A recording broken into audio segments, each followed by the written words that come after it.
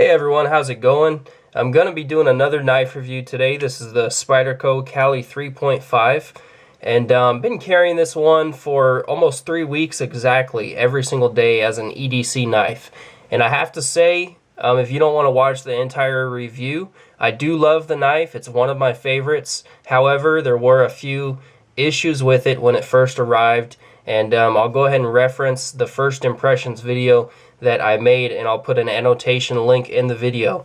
However, I like the knife so much that I've kind of overlooked those issues, even if you would call them issues, because I like the knife so much and I don't even want to send it in for repair because it's really not that big a deal in the long run. And so I did some cut tests with this knife because I really wanted to test out VG10 steel.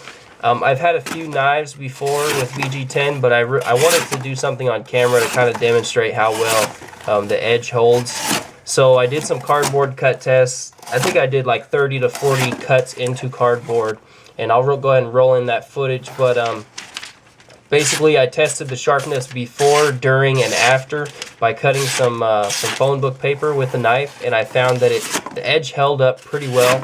And after I did about the 40 cuts, I was still able to shave hair off of my hand. So the edge held up really good, and I was able to touch it up really easily with my Spyderco Sharp Maker, just the ceramics stones on that, the ceramic rods, and it's back to hair popping sharp, really refined edge. I don't have the ultra fine stones. I'm hoping to get those. I just have down to the fine stones, but they do a good job nonetheless. And so anyways, on to the tabletop review. As I was saying, I really like this knife. The thing that draws me to this knife the most is its lightweight and just very slim design. It's very slim, and I usually like to weigh these because I don't remember the number of how light it is, so I'll go ahead and weigh the knife and we'll see what it weighs. Ounces. About 3.1 ounces. I'll do that again. Yeah, about 3.1 ounces, which is extremely lightweight for an EDC knife, especially for this size EDC knife. And you're looking at about a 3.5-inch cutting edge or blade. And the cool thing about this knife is that the blade to handle ratio is really similar. On a lot of knives, you'll see really large handles on a 3.5 or a 4-inch knife. This knife in particular, let me see if I can illustrate it. The handle's relatively small. You're looking at a K-bar dozier here, which is a very small knife, or it's a relatively small knife in the large size. But you look at the handle size, then when you open the blade of the Caly 3.5 and you open the blade of the K-bar dozier, you can see that the blade on the dozier is much shorter. The actual blade as well as the cutting edge is much shorter. And so that's one thing that the Caly series gives you. It's just a really small handle, compact, however it gives you a large cutting edge, which is great. It's something that I really like. And so that's what kind of drew me to wanting to pick up this knife. I also really love the wire clip, especially the deep carry wire clip that Spyderco does on various models. It's actually my favorite clip. I'll take a wire clip over a more standard Spyderco clip that's more sturdy and more beefy. I prefer the wire clip even though it's not as durable, but I've never had a problem with one of these coming off or breaking off. There have been some issues with that, so you do have to be careful. But I've never had any issues. I absolutely love the wire clip designs. Again, though, it's VG10 steel, really good EDC steel. Not the best, not the worst, but an overall good steel.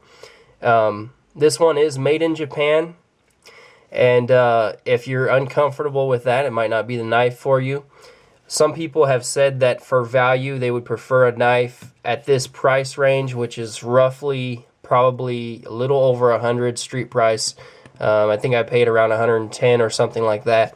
They would prefer a knife made in the USA or possibly something made in another place other than Japan. However, you know, it doesn't matter a whole lot to me as long as the knife is good and they got it right, then it doesn't really matter where it was made to me. So overall, I like the knife. The G10 handles are not extremely grippy. They're not smooth, but the texture isn't very aggressive. It's a little bit less aggressive than a Spyderco Paramilitary 2. But it does grab your hands. And the good thing about this knife is that the handle really fits your hands, the way that it has just a good ergonomics. Whether you're holding it like this or you choke up on the blade into the choil up here, it has a really, really positive feeling in your hand. Even though it's a smaller handle, you can still get a full 4-finger grip, and even more when you're up in the choil. So it's just a really comfortable feeling. I do feel like sometimes I'm pinching the handle of the knife as opposed to gripping it. You kind of feel like you're pinching it because it's more of a narrow design. The handle is. It's not a very wide handle. Some other knives have beefier handles. This one doesn't. It's a really thin, slim profile design. As far as the ergonomics, it does have some jimping. It does have some very sharp jimping on the top right here, kind of a thumb ramp that'll stop your thumb and kind of lock into place right here. It also has some jimping in the choil. It's also very sharp on the bottom portion of the blade right there.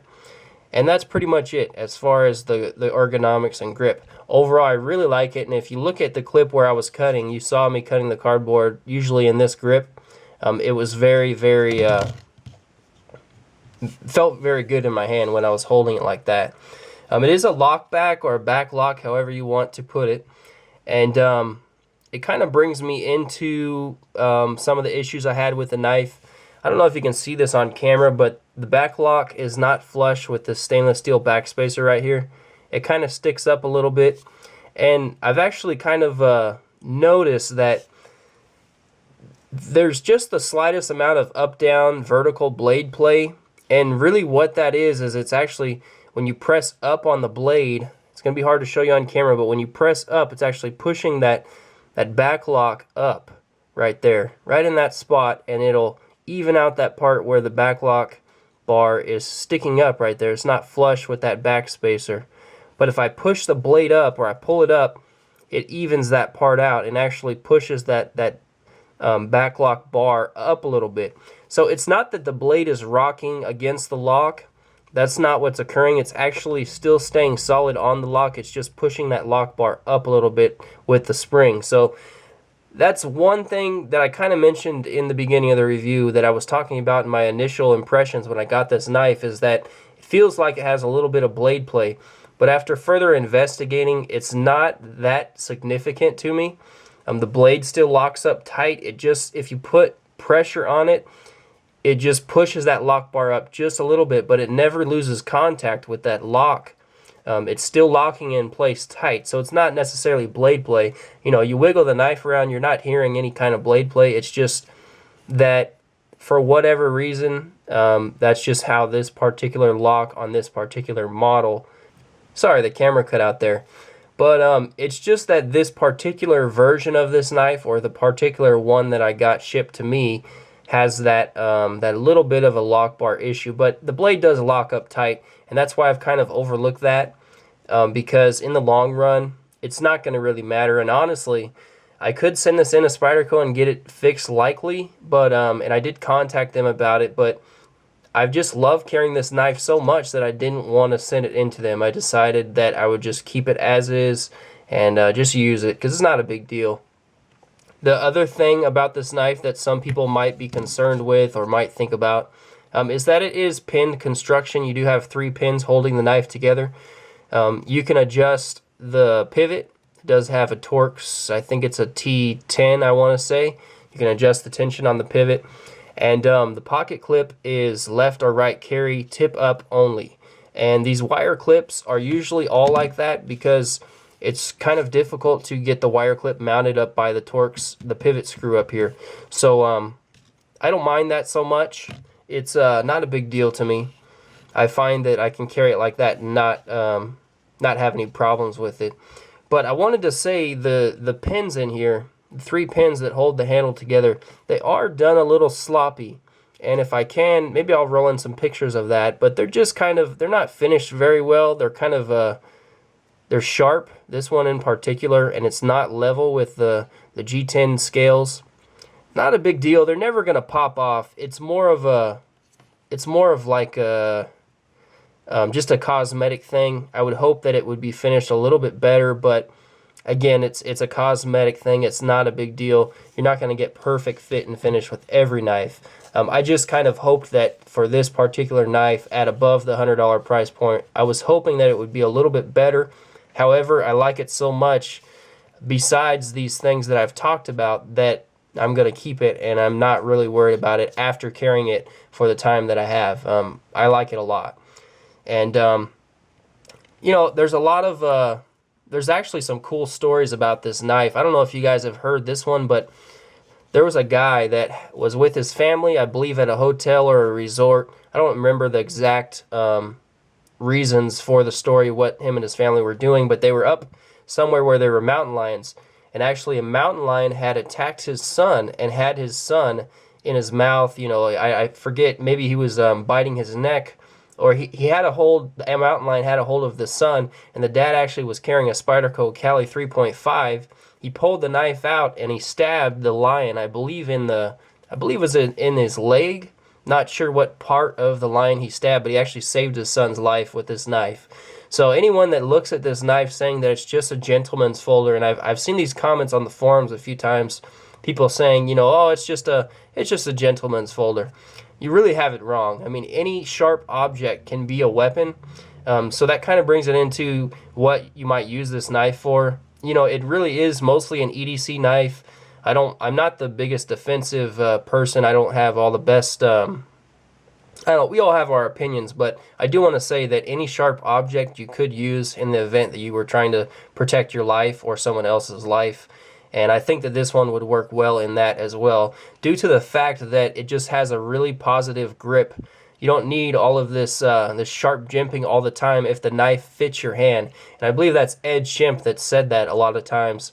He's talked about that, and he likes to design his knives so that you don't need so much jimping. You don't, you know, if the knife fits your hand, it's not going to slip out if it's designed properly.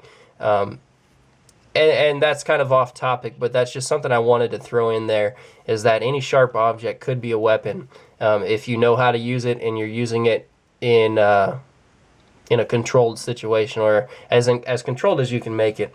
There's going to be some comments on that. I just wanted to share that story about how that dad had actually used a Caly 3.5 to save his son's life. And another cool thing is actually... Sal Glesser actually carries this knife. He's mentioned a few times that this is his personal EDC, this model knife, which is kind of cool.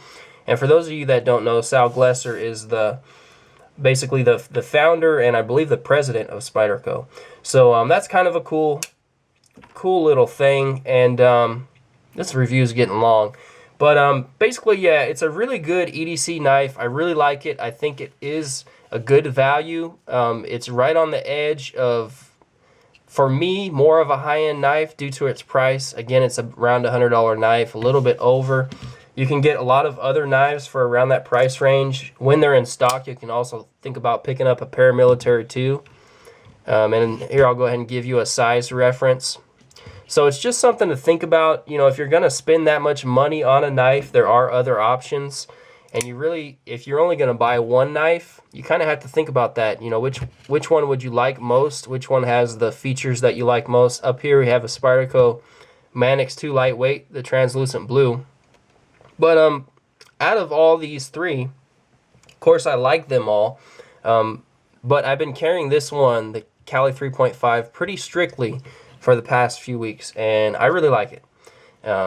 That's not to say I don't like these other knives too. I like these pretty much equally. It's a hard decision not to carry this or not to carry that in the morning, but I've been wanting to test this one. And I think it's going to be part of my EDC rotation. It really is. And one other thing I wanted to mention is that as far as cutting performance, this one is a full flat grind, and it's a really thin, just a really thin blade. It's a great slicer. It just sliced right through that cardboard I was cutting. It slices through food prep. It's a great food prep knife with your long edge there, at least 3.5 inches. It's It's a great slicer and a really precise tip. Just overall a great knife. They do have some other versions besides this black G10. I believe they have a carbon fiber version. Also the Caly 3, they have a carbon fiber version, which is a 3-inch blade length. So pretty much the only difference. They also have a Sprint Run gray with the super blue steel. So that's something else you can keep an eye out for. Those aren't being produced anymore, but people do still sell them on the secondhand market. So anyways, this was one of my longer reviews, but I'm trying to be as helpful as I can. Overall, I like the knife. It did have a few issues when it first arrived, but I've come to kind of ignore them because they're not that big a deal to me in the long-term use of this knife. So hope you guys liked the review. Hope it was helpful, and I definitely recommend the knife if this is one that you're looking at. Just a great EDC knife. So thanks for watching. Take care, guys.